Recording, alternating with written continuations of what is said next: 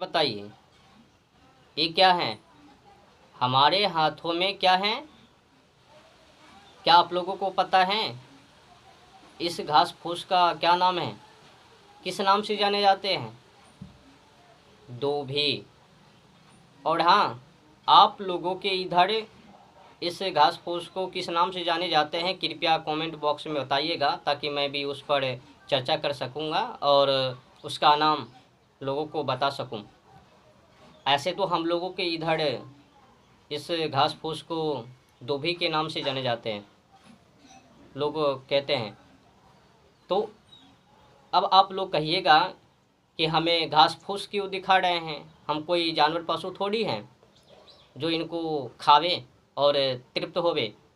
भाई साहब, भले ही आप लोगों की नज़र में ये घास फूस हैं और जानवरों का चारा है, लेकिन हम लोगों की नज़र में ये अमृत हैं और अमृत के तुल्य हैं और वरदान हैं, दिव्य औषधि हैं। शायद हम लोग इनको जानते हैं और ये भी जानते हैं कि सबसे अधिक इस्तेमाल सत्यनारायण भगवान की पूजा पाठ में इनका, इसी से लोग पूजा पाठ करते हैं ना। जब जब हम लोग सत्यनारायण भगवान का पूजा देते हैं तो इसी का इस्तेमाल। और पहले के समय में माता जी इसी से अपने बाल बच्चों का नज़र उतारने का काम करती थी ना। आज सोशल मीडिया का ज़माना है, न्यू युग की शुरुआत है, तो परंपरा को लोग भूल रहे हैं और उनको भूलने के चक्कर में ना जाने कितने औषधि जड़ी बूटी को लोग भूल गए हैं और केमिकल वाले दवाई गुट्टी को सेवन करके तरह तरह का बीमारी उत्पन्न कर रहे हैं। और एक बीमारी को छुड़ाया नहीं कि हजारों हजार बीमारी अब संचालित हैं, तैयार हैं। एक तो गोटी खाने और बीमारी उत्पन्न करने का पैसा, और ऊपर से बीमार ही बीमार, छुटकारा नहीं, एक से राहत नहीं दिलाया और दूसरे तैयार हैं। तो जो गलती हम लोग कर रहे हैं, आने वाले समय में बर्बाद होने से कोई ना बचावे। अब नियति का खेल है, तो चलते हैं। ज़्यादा समय ना लेकर के कम ही समय में इसका महत्व जान लेते हैं। तो इसका नाम दूभी है और आप लोगों के इधर जिस भी नाम से जाने जाते हैं तो उसी नाम से समझ लीजिए। तो ये जो दूभी हैं किस काम में आते हैं? तो जिस भी व्यक्ति को नक्सीर बीमारी है, यानी नाक से खून आना, और दवाई खा खा के थक गए हैं, कई डॉक्टरों से इलाज करवाएं लेकिन परहेज नहीं, इलाज नहीं, जिस तरह से नाक से खून आ रहे तो उसी तरह से संचालित है। तो अब क्या करना है, इस दूभी को कुछ मात्रा में लेना है और कुछ मात्रा में पानी डालना है। ज़्यादा पानी नहीं डालना है, पतला नहीं करना है। तो कुछ मात्रा पानी में इनको डाल करके पीस लेना है। पीसने के बाद नाक में लेना है। तो जब आप इस्तेमाल कीजिएगा और कुछ ही बार इस्तेमाल कीजिएगा तो नक्सीर का बीमारी छूट जावे।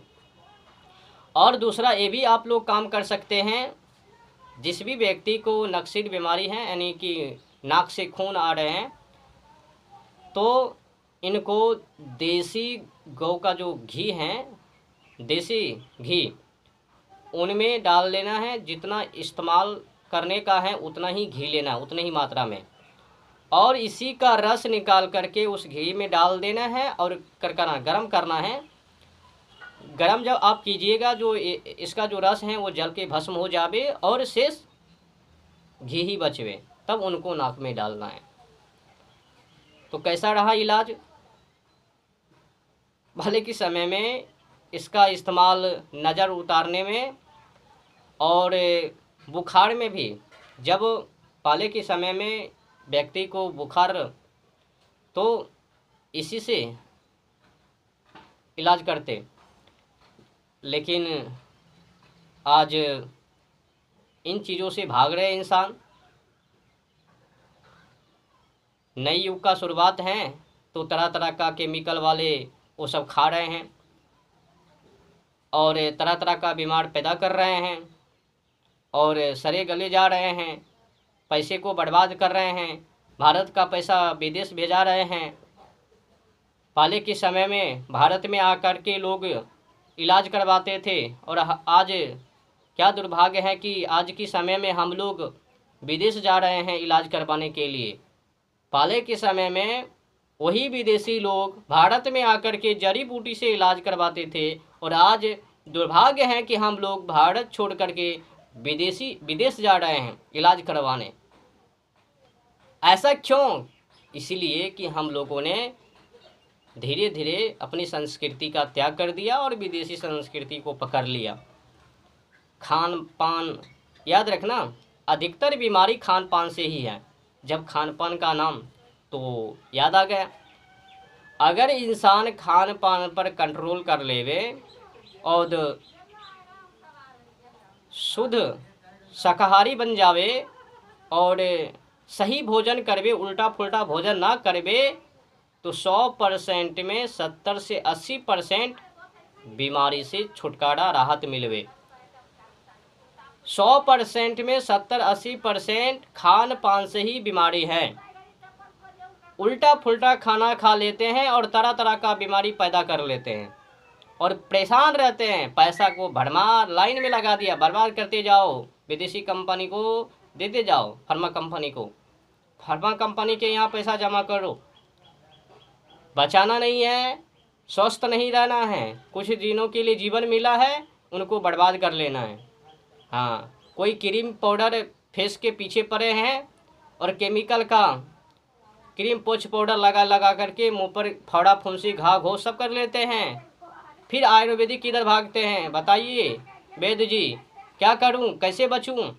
तो फिर वैद्य जी बताते हैं हल्दी लो कच्चा और दूध लो, उनको फेसों पर लगाओ, देखो चमक निखार, घाव घोष बढ़ जावे, फोड़ा फुंसी हट जावे और शरीरों पर फेस पर चमक आ जावे।